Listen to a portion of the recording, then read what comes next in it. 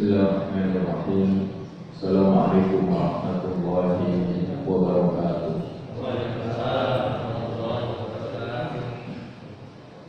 Innal hamdalillah nahmaduhu wa nasta'inuhu wa nastahdihi wa nastaghfiruhu wa natubu ilaihi wa na'udzu billahi min shururi anfusina wa sayyiati a'malina may yahdihillahu fala mudilla lahu wa may yudlilhu fala hadiya lahu.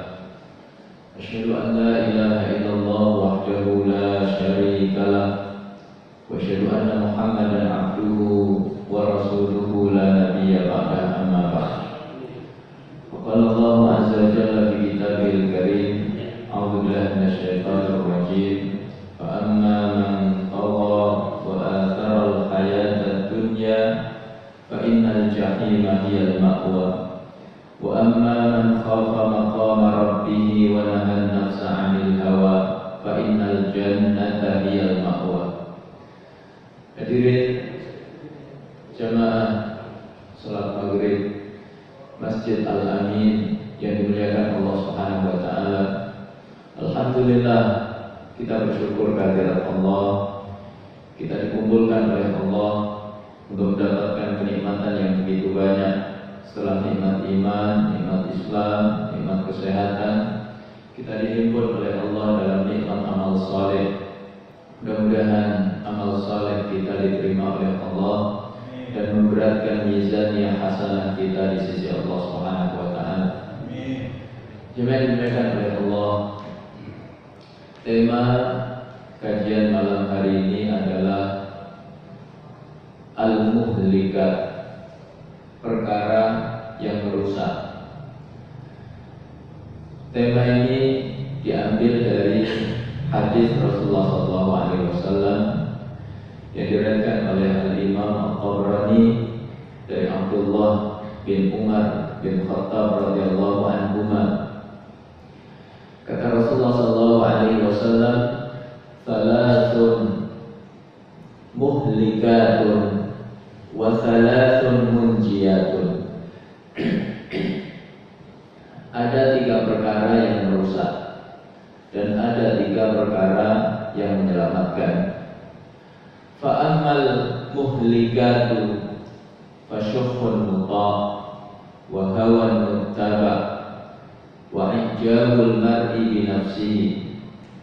Adapun perkara yang merusak yaitu pelit yang ditaati, hawa nafsu yang diikuti, dan ujubnya seseorang terhadap dirinya. Wa amal munjiyatu fa khashyatullahi fis sirri wal alaniyah.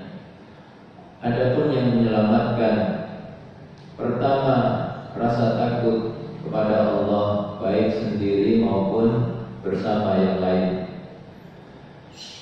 Wal adlu fir ridha wal ghadab, adil baik ketika ridha maupun marah. Wal qasdu fil faqri wal ghina, dan hidup sederhana baik ketika miskin maupun kaya.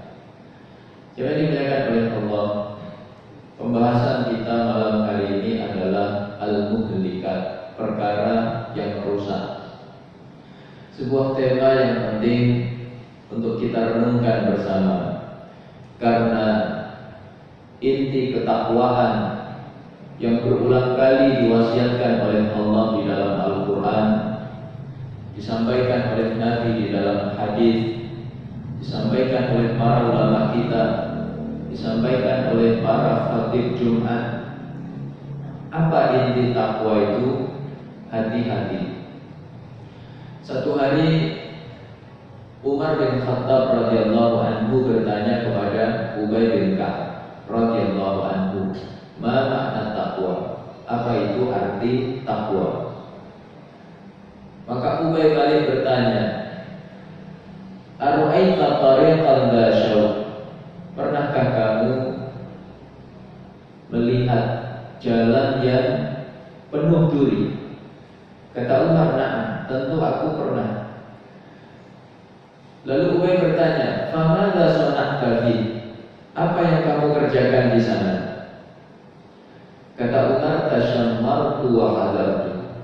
aku sangat hati-hati dan sangat waspada.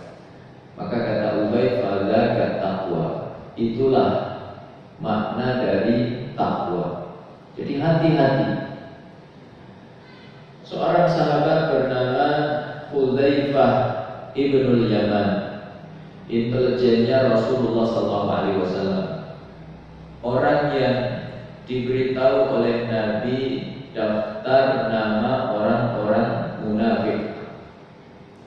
Hudzaifah ibnul Yaman berkata, kana nasu yas'aluna 'anil khair.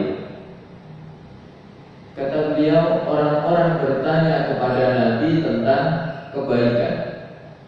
Fakunna nas'alu 'anil syarri makhafata an naqa'a fi. Maka kami bertanya kepada Nabi tentang keburukan karena khawatir terjatuh dalam keburukan tersebut. Jadi ini penting untuk kita renungkan bersama agar kita diselamatkan oleh Allah dari perkara-perkara yang merusak dunia kita dan juga merusak akhirat kita. Apa saja? Pertama kata Nabi, syuhun muta', pelit yang ditaati. Biasanya kita mendengar ya, pelit itu dalam bahasa Arab adalah bukhlun. Orangnya disebut bakhil. Apa bedanya dengan syuhun? Orangnya disebut syahih. Kata Abdullah ibnu Umar, asyuhu aswa'u minal bukhl. Syuh itu lebih jelek dibanding bukhl. Apa sebabnya?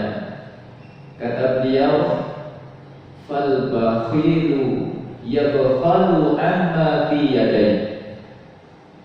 Orang kalau sekedar bakhil, maka dia hanya pelit terkait harta yang ada di tangannya, harta yang menjadi miliknya, harta yang dia kuasai.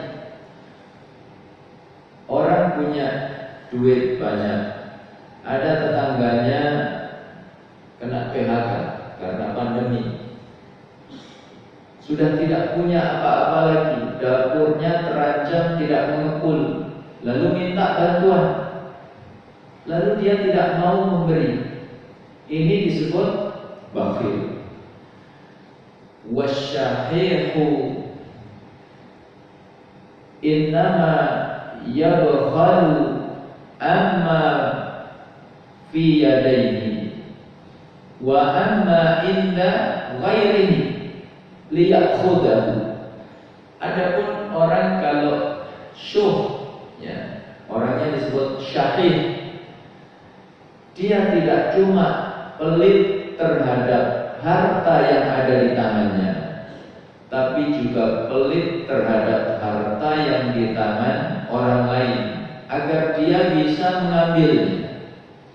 Dia sudah nggak mau bantu, ada saudaranya mau bantu dilarang. Kata dia nggak perlu, ngapain dibantu, mending buat saya saja. Jadi lebih jelek mana? Syuh ya.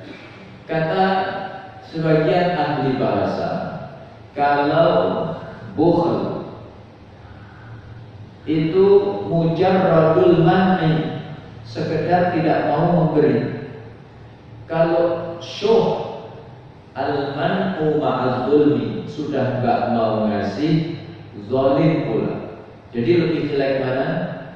Syuh. Kata sebagian ahli bahasa, kalau bukhl itu sekedar pelit kepada orang lain, tapi kalau kepada dirinya enggak pelit. Tapi kalau syuh, jangankan kepada orang lain, kepada dirinya pun dia pelit. Nah, Rasulullah SAW ingatkan kita tentang bahayanya syuh. Itu setelah beliau mengingatkan kita bahayanya az-zulm, kezaliman. Ittaqul zulma fa inna zulma zulumatun yaumal qiyamah wattaqus syuh fa innahu ahlakal ladzina qablakum hamalathum ala an safaku dima'ahum wastahallu maharimahum. Hati-hati kalian dengan kezaliman, karena kezaliman itu menyebabkan kegelapan di hari kiamat. Padahal nikmat yang dinantikan manusia di hari kiamat di antaranya nikmat cahaya. Orang yang beriman, yang membedakan mereka dengan orang-orang kafir, yaitu cahayanya. Apa sebabnya? Di antaranya karena ketika di dunia gemar berwudu, maka di hari kiamat bercahaya. Inna ummati ya'tuna yawmal qiyamati ghurran muhajjalina min atharil wudu faman istata'a ayyutila ghurratahu falyaf'al. Nanti umatku, kata Nabi, di hari kiamat wajah-wajah mereka itu bercahaya disebabkan wudu. Maka siapa yang bisa memanjangkan cahayanya, hendaknya dia kerjakan. Tapi hati-hati, ada yang memadamkan cahaya kita di hari kiamat nanti, yaitu apa? Kezaliman. Lalu kata Nabi, wattaqusyuh, hati-hati terhadap sifat pelit.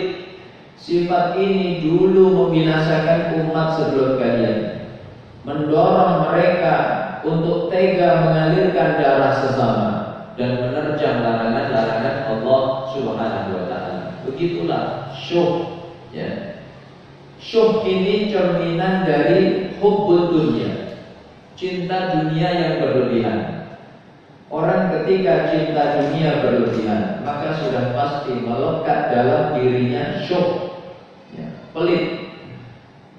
Dan hubbud dunya ra'su kulli khati'ah, induk dari segala dosa. Semua bentuk dosa itu ada motif hubbud dunya. Kemarin kita dengar berita ada perampokan bank. Di mana, Pak? Ya, di Lampung. Kemudian karyawatinya ditembak sampai meninggal dunia. Kenapa ada orang tega berbuat jahat seperti itu? Ya, motifnya apa? Hubbud dunya. Di tengah pandemi yang melanda negeri, banyak orang susah. Ada bantuan dikucurkan untuk penanggulangan pandemi. Dikorupsi. Apa motifnya? Hubbud dunya. Ada peraturan kalau safar maka harus swab. Bayar berapa? 200.000. Ya. Tiba-tiba ada orang tega mendaur ulang. Kita sudah bayar 200.000, di swab pakai alat bekas. Habis dicolok ke hidung bapak, dicolok ke kawan bapak. Resikonya besar. Kenapa orang tega berbuat seperti itu? Hubbud dunya. Maka jangan dimuliakan oleh Allah. Begitulah syuh, ya, merusak kehidupan dunia kita, merusak akhirat kita. Maka sahabat Rasulullah SAW, Abdurrahman bin Auf, itu berlindung dari sifat syuh. Ketika beliau tawaf, beliau berdoa, Allahumma qini syuhha nafsi. Ya Allah, jauhkan aku dari sifat pelitku. Padahal Abdurrahman ini orang yang sangat dermawan. Jangan dimuliakan oleh Allah. Dalam sebuah transaksi bisnis, Abdurrahman ini dapat keuntungan 1 peti isinya emas. Maka beliau susah tidur. Emas sebanyak ini, kalau wafat kita berat hisabnya. maka satu peti emas diinfakkan fisabilillah. Orang seperti ini pelit apa dermawan? Dermawan. Ya. Kemudian Abdurrahman bin Auf ketika terjadi perang Tabuk. Perang Tabuk ini terjadi di musim yang sangat panas. Biasanya musim seperti itu waktunya panen kurma. Saat musim panen, Rasulullah malah mengajak jihad fisabilillah. Dan Tabuk itu jauh sekali. Maka yang bisa ikut hanya mereka yang punya kendaraan. Ada sahabat gak punya kendaraan, ingin ikut jihad bersama Nabi. Nabi tidak mengizinkan. Maka sahabat ini menangis. Karena waktu panen ditinggal. Begitu selesai perang Tabuk, kurma-kurma yang gak dipanen tadi busuk. Maka Abdurrahman merasa kasihan. Ini kasihan para sahabat. Karena jihad di jalan Allah, kurma mereka pada busuk. Maka dibeli oleh Abdurrahman. Orang seperti ini pelit apa dermawan? Dermawan. Dan orang kalau dermawan, maka keran rezekinya dibuka lebar oleh Allah Subhanahu wa taala. Orang beli kurma busuk, itu secara logika untung apa rugi? Harusnya rugi, tapi tidak dengan Abdurrahman bin Auf. Besok datang utusan Raja Yaman. Raja Yaman sedang sakit. Kata tabib, obat satu-satunya kurma busuk. Cobalah pergi ke Madinah. Di sana banyak kebun kurma. Maka utusan Raja Yaman ini bertanya kepada para petani di Madinah, kalian punya kurma busuk enggak? Kami sedang butuh. Oh, semua kurma busuk di Madinah ini sudah diborong Abdurrahman bin Auf. Maka utusan Raja tadi memborong kurma yang sudah dibeli Abdurrahman. Berapa kali lipat Pak harganya? 10 kali lipat. Enggak jadi rugi. Begitu orang yang dermawan, keran rezekinya dibuka oleh Allah Subhanahu wa taala. Maka ada saudara kita yang merenovasi masjid ini, Masya Allah, sampai jadi begitu megah, sampai pangling saya. Ini betul al-amin atau enggak? Mudah-mudahan dibalas oleh Allah dengan kebaikan, dengan keberkahan, dengan rezeki, ya, serta pahala yang berlipat ganda. Kata Nabi, man bana lillahi masjidan walau kama hasil mutatin banallahu lahu baitan fil jannah. Siapa yang membangun masjid karena Allah, meskipun sekecil sarang burung, ya, maka Allah bangunkan untuknya rumah di surga. Apalagi kalau semegah ini. Jadi Abdurrahman bin Auf itu berlindung kepada Allah dari sifat pelit, padahal beliau orang yang sangat dermawan. Sahabat bertanya, kenapa kamu berdoa seperti itu? Beliau menjawab, in wuqitu syuhha nafsi wuqitu syuhha wa dhulma wal qati'ah. Kalau aku diselamatkan oleh Allah dari sifat pelitku, maka aku tidak cuma selamat dari sifat pelit, tapi aku juga selamat dari sifat zalim dan sifat memutus silaturahim. Jadi sifat pelit ini menarik dua sifat buruk lainnya. Apa itu? Zalim dan memutus silaturahim. Orang pelit pasti zalim. Apa sebabnya? Karena tidak mau menunaikan hak yang seharusnya dia tunaikan. Ada hak Allah di dalam hartanya, ada hak saudaranya di dalam hartanya, dia nggak mau tunaikan. Maka ini zalim. Kedua, orang pelit pasti cepat putus silaturahimnya. Orang pelit diundang walimah di luar kota, ya, di Bogor. Ini juga Bogor, ya, tapi Bogor ujung, ya. Maka matematikanya langsung bekerja. Itu kalau ditulis satu halaman penuh. Bensin, ya, sekian, tol sekian, ya. Macet, makan siang sekian, ya.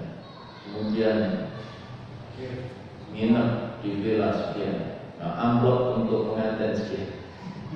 Oh, besar juga, nggak usah datang lah. Jadi orang kalau pelit, maka pasti silaturahimnya cepat putus. Ini perkara yang merusak yang pertama. Kedua, jangan dimuliakan oleh Allah. Perkara yang merusak adalah wahawan muttaba, hawa nafsu yang diikuti. Orang ketika mengikuti hawa nafsunya, maka akan banyak keburukan-keburukan bertebaran di dalam kehidupannya. Orang mengikuti hawa nafsu pasti gampang marah, dan marah itu jelek. Maka ada sahabat datang kepada Rasulullah minta nasihat. Kata Nabi, la taghdab, kamu jangan marah. Lalu orang ini terus minta nasihat yang lain. Faraddada miraran, qala la taghdab. Nabi terus mengulang-ulang satu nasihat saja, la taghdab, jangan marah. Orang ketika marah, maka sunnatullahnya emosi naik, akal turun.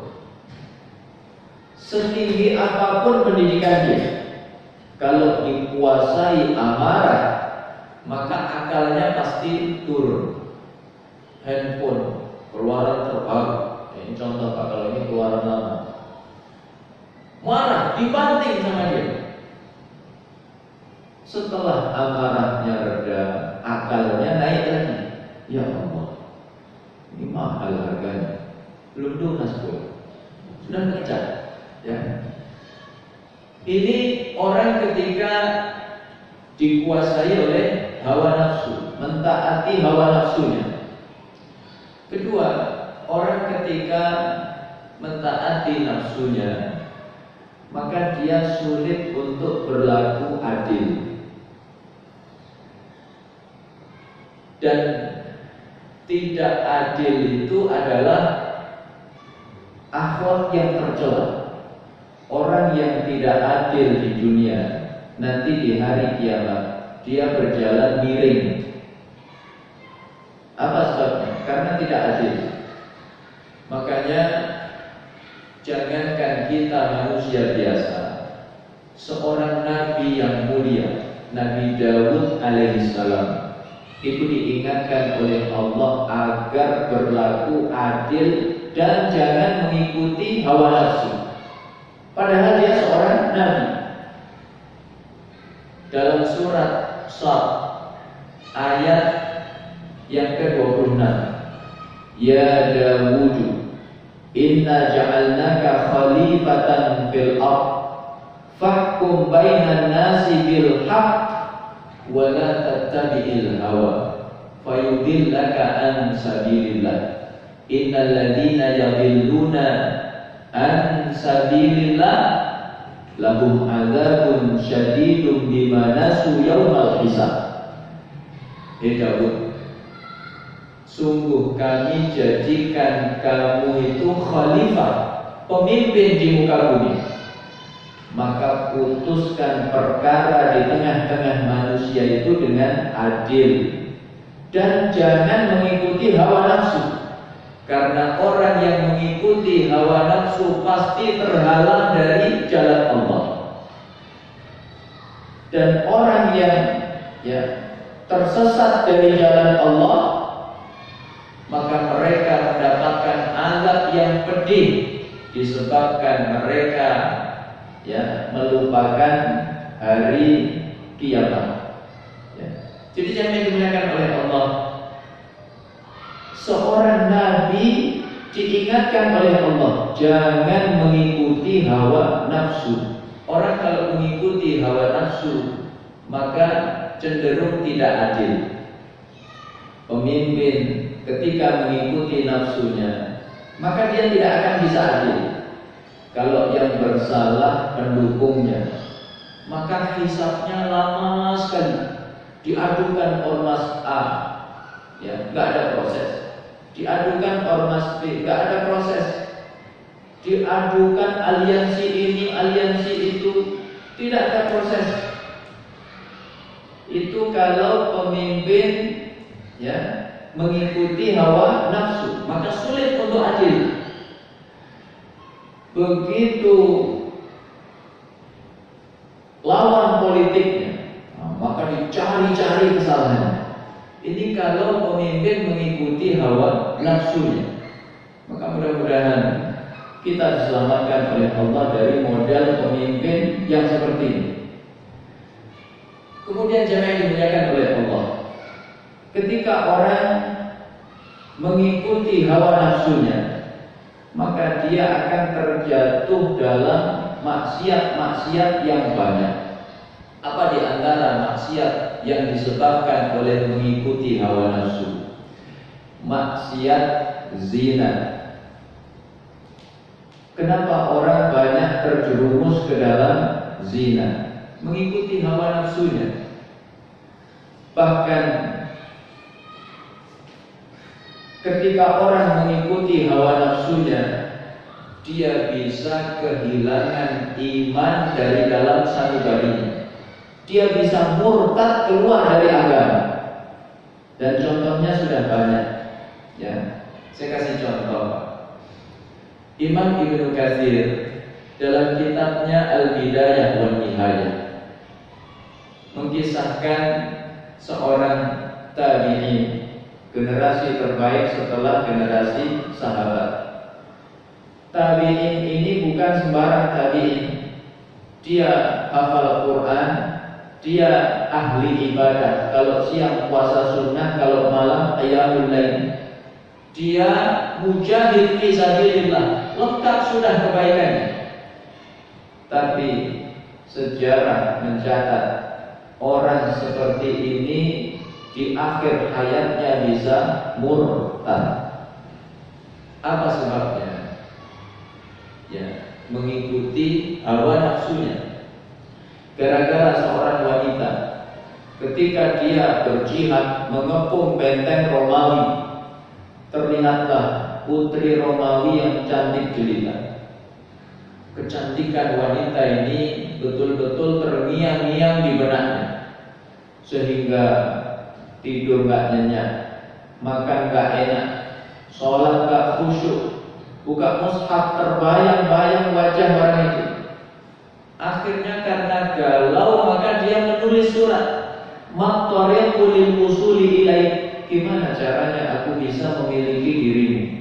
Wanita itu menjawab, gampang, kamu murtad, otomatis aku jadi milikmu. Maka dia rela murtad demi wanita tadi.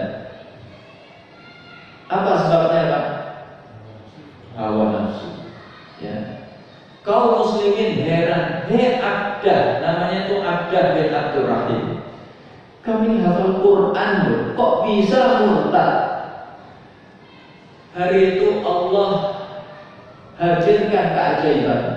Seluruh hafalan Qurannya ditarik oleh Allah. Allah sisakan 2 ayat saja, ayat kedua dan ketiga surat Al-Hijr. Rubama yawaddul ladzina kafaru law kanu muslimin dzarhum ya'kulu wa yatamatta'u wa yulhihimul amalu fasawfa ya'lamun. Betapa banyak orang kafir menyesal nanti di hari kiamat. Mereka mengadu, ya Allah, kenapa dulu aku tidak muslim saja? Kata Allah, biarkan mereka makan, biarkan mereka bersenang-senang, biarkan dilupakan angan-angannya. Sungguh mereka akan mendapati balasan dari setiap perbuatan mereka. Ini sebenarnya teguran keras dari Allah. 2 ayat ini teguran keras. Tapi orang kalau hatinya sudah dibutakan oleh nafsu, maka ditegur sekalipun tidak berefek sama sekali. Ini bahayanya mengikuti hawa nafsu. Ya. Kemudian yang ketiga, jamaah yang dimuliakan oleh Allah, yang terakhir, ya, apa yang merusak dunia kita, merusak akhirat kita? Wa ijabul mar'i bi nafsihi, ujubnya seseorang terhadap dirinya. Dalam riwayat lain ditambahkan wa hadza asyad, inilah yang paling berbahaya. Jadi dari 3 perkara tadi yang merusak, yang paling berbahaya adalah ujub. Apa ujub itu? Kata Imam Abdullah ibnu Mubarak, ulama besar di abad kedua Hijriah, ujub itu bi antara anna laka syai'an lam yakun 'inda ghairika. Kamu merasa punya sesuatu yang tidak dimiliki oleh saudara, merasa lebih saleh. Kalau ibu-ibu merasa lebih salehah, ya, merasa lebih ahli ibadah, merasa lebih ahli sunnah, merasa lebih, ya, ahli jannah dibanding saudaranya. Maka orang seperti ini biasanya melihat saudaranya itu dengan tatapan hina, menganggap dirinya selalu lebih baik, lebih benar, lebih saleh dibanding saudaranya. Ini berbahaya. Jangan dimuliakan oleh Allah. Sebagian ulama tidak membedakan antara ujub dengan takabur. Ujub, takabur ya sama. Tapi sebagian ulama membedakan. Ujub ini induknya, takabur ini anaknya. Jadi orang kalau sudah ujub, maka tidak lama lagi dia akan takabur, sombong, ya. Dan ini berbahaya sekali. Kenapa berbahaya? Iblis itu dulu tinggal di surga, menikmati hidangan-hidangan surga. Tapi coba lihat, begitu dia ujub, ana khairum minhu khalaqtani min nar wa khalaqtahu min tin. Ya Allah, aku ini lebih baik dibanding dia. Ya. Maka diusir oleh Allah Subhanahu wa taala. Qala kharuj minha fa innaka rajim wa inna 'alaika laknati ila yaumiddin. Wahai iblis, keluar kamu dari surga, sungguh kamu makhluk yang terkutuk, dan bagimu laknatku sampai hari kiamat. Ini bahayanya ujub. Sahabat-sahabat Rasulullah SAW itu pernah ditegur oleh Allah Subhanahu wa taala dalam perang Hunain. Perang yang terjadi pada tahun 8 Hijriah setelah peristiwa Fathu Makkah. Ketika Fathu Makkah, Nabi membawa 10.000 pasukan. Orang yang melihat pasukannya Nabi itu bergetar, ketakutan. Mereka berkata, ini pasukan yang mustahil bisa dikalahkan. Ketika perang Hunain, Nabi bawa 10.000 pasukan Fathu Makkah tadi, ditambah 2.000 orang yang masuk Islam setelah Fathu Makkah. Berapa? 12.000. Musuhnya cuma sedikit. Maka ada sebagian kaum muslimin yang dilanda ujub. Mereka GR dengan jumlah yang banyak. Mereka berkata, lan nahzima min qillah. Kita nggak mungkinlah kalah oleh musuh yang jumlahnya cuma sedikit. Maka lihat, Allah menegur mereka dengan keras. Mereka diserang oleh musuh secara mendadak. Mereka nggak siap.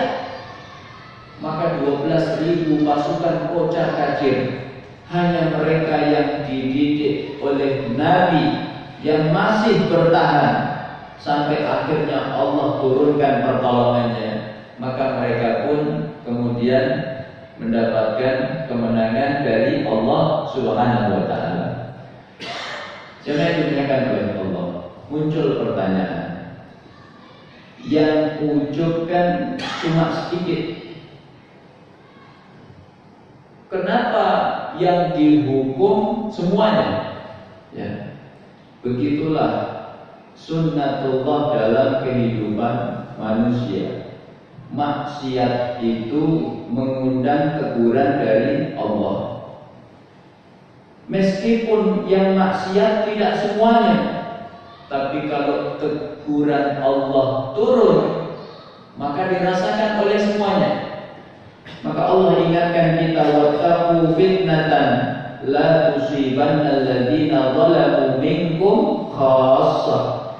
Takutlah kalian akan fitnah, akan bencana yang tidak hanya menimpa orang-orang zalim di antara kalian saja. Jadi yang soleh pun ikut ditegur oleh Allah Subhanahu wa taala. Apa sebabnya? Kenapa dia tidak tegakkan amar ma'ruf nahi mungkar? Jadi begitu bahayanya ujub di dalam kehidupan kita. Jangan dimuliakan oleh Allah. Jangan sampai ibadah-ibadah yang kita rutinkan, sholat berjamaah di masjid, berzikir kepada Allah, mengkhatamkan Quran, qiyamul lail, ya, puasa sunnah, termasuk menghadiri majelis ilmu seperti ini, dipalingkan, ya, dirusak oleh setan dengan sifat ujub. Setan ketika menghalangi manusia, ya, ketika menggoda manusia, maka tidak melulu dihalang-halangi dari jalan Allah. Begitu kata Imam Ghazali, ya, dalam kitab Hidayatul Hidayah. Jadi tidak cuma dihalang-halangi. Mau ke masjid dibuat was-was, ini musim hujan, ya, nanti pulangnya hujan lebat. Sudah sampai masjid, ya, ngaji dibuat ngantuk. Ini hanya salah satu tipuan setan saja. Setan punya segudang tipuan. Apa di antaranya? Kata Imam Ghazali, terkadang didorong, ya, untuk mengerjakan amal soleh. Kamu ke masjid sana sholat berjamaah, kamu ngaji sana biar dapat ilmu, kamu qiyamul lail sana, kamu puasa sunnah sana, ya. Tapi setelah itu dimasukkan sifat yang bisa merusak amal-amal kita. Apa di antaranya? Dimasukkan ujub, ya. Pulang dari masjid, pulang ngaji, merasa lebih dibanding saudaranya. Kamu ini ahli surga, liburan begini tetap ngaji, nggak kayak tetangga kamu yang itu auranya jahanam. Hati-hati, ini tipuan apa? Syaitan, ya. Jadi inilah jangan dimuliakan oleh Allah, ya. 3 perkara yang bisa merusak, ya, merusak dunia kita, merusak akhirat kita. Dan kabar ini disampaikan oleh Rasulullah SAW yang sudah pasti benar. Apa sebabnya? Wa ma yantiqu 'anil hawa in huwa illa wahyu yuha. Nabi itu tidaklah berbicara dengan hawa nafsunya, tapi semua yang Nabi sampaikan adalah wahyu dari Allah Subhanahu wa taala.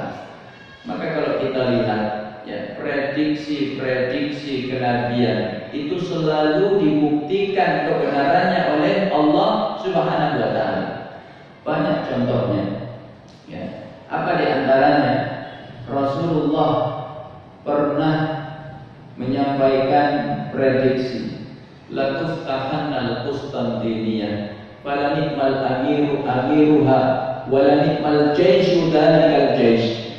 Nanti Konstantin akan ditaklukkan oleh kaum muslimin. Hari itu pemimpinnya sebaik-baik pemimpin, pasukannya sebaik-baik pasukan. Sejak sahabat mendengar hadis ini, maka mereka berlomba-lomba untuk menaklukkan Konstantin. Ternyata belum berhasil. Kemudian diteruskan generasi berikutnya, belum berhasil. Diteruskan generasi berikutnya, belum berhasil.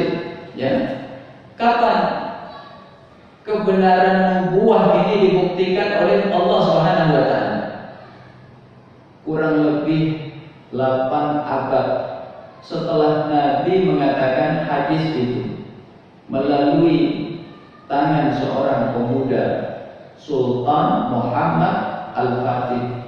Umurnya baru 21 tahun, tapi cita-citanya untuk menaklukkan Konstantin sangat besar.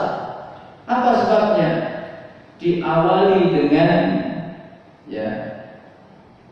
himmah aliyah, cita-cita luhur yang ditanamkan oleh ibunya sejak dia kecil. Dia diajak ke perbatasan. Muhammad, nama kamu itu Muhammad. Sengaja ibu kasih nama kamu Muhammad seperti nama Nabi kita.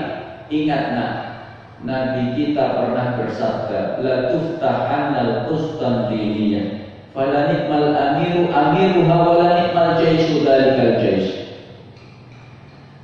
Konstantin akan ditaklukkan oleh kaum muslimin. Hari itu pemimpinnya sebaik-baik pemimpin, pasukannya sebaik-baik pasukan. Kamulah orang yang dijanjikan oleh Nabi. Kamulah pemimpin terbaik, kamulah pasukan terbaik. Ya. Jadi begitu kebenaran sabda Rasulullah sallallahu alaihi wasallam. Maka jemaah yang dimuliakan oleh Allah, mudah-mudahan kita semua diberikan pertolongan yang besar oleh Allah untuk bisa selamat dari 3 perkara yang merusak kehidupan kita, merusak di dunia, merusak di akhirat. Apa saja? Pertama, syuhun muta', pelit yang ditaati. Kedua, wahawan muttaba', hawa nafsu yang diikuti. Dan yang ketiga adalah wa'ijabul mar'i binafsihi, ujubnya seseorang terhadap dirinya. Amin ya rabbal alamin. Kalau ada yang benar semata-mata dari Allah Subhanahu wa taala. Kalau ada yang salah, ini kekhilafan saya mohon maaf yang sebesar-besarnya. Aqulu qouli hadza wa sallallahu ala nabiyyina Muhammad wa ala alihi wa sahbihi wa sallam. Subhanakallahumma wa bihamdika asyhadu an la ilaha illa anta astaghfiruka wa atubu ilaik. Assalamualaikum warahmatullahi wabarakatuh.